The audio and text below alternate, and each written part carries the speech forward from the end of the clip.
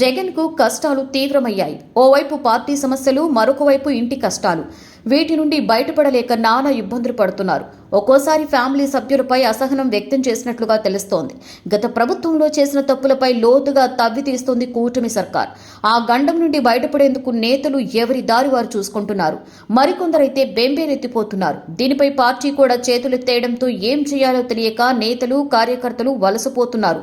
పార్టీలో ఎలాంటి కష్టాలు వచ్చినా కూడా కడప ప్రజలు వైఎస్ఆర్ ఫ్యామిలీని ఆదరిస్తూ వచ్చారు, వస్తున్నారు కూడా. గడిచిన 5 ఏళ్లు వైసీపీ పాలన చూసిన ప్రజలు ఈసారి రూటు మార్చారు. ఏళ్ల తరబడి జరుగుతున్న పనులు, నేతల వ్యవహార శైలి గమనించారు ప్రజలు.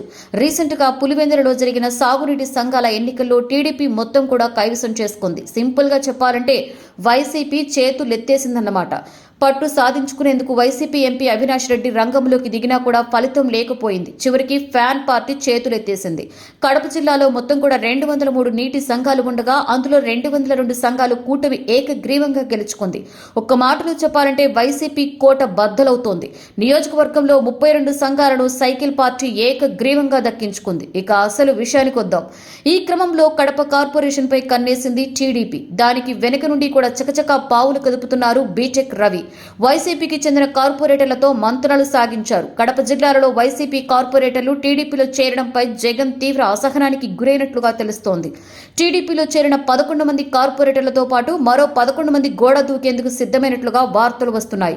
ఈ విషయం జగన్ చెవిలో పడిందట. వెంటనే అలర్ట్ అయిన అధినేత అవినాష్ రెడ్డికి ఫోన్ చేశారని సమాచారం. ఎవరూ పార్టీని వీడకుండా చూడాలని కాసింత గట్టిగానే చెప్పారట. ఇంత జరుగుతున్నా ఇన్నాళ్లు ఏం చేస్తున్నావని మందలించారట. కడప కార్పొరేషన్ టీడీపీ చేతిలోకి వెళ్తే దాని ప్రభావం ఏపీ వ్యాప్తంగా పడుతుందని చెప్పారట జగన్. మిగతా కార్పొరేటర్లు గోడ దూకకుండా చూడాలని అవినాష్ కి సీరియస్ గా చెప్పారట. ఈ గండం నుండి గట్టెక్కేందుకు తీవ్ర ప్రయత్నాలు చేస్తున్నారు ఎంపీ అవినాష్ రెడ్డి. తనకున్న పరిచయాలతో నేతలు వెళ్లిపోకుండా చేసే పనిలో నిమగ్నమయ్యారు. ఈ విషయాన్ని అవినాష్ రెడ్డి తన సన్నిహితుల వద్ద చెప్పి వాపోయారట.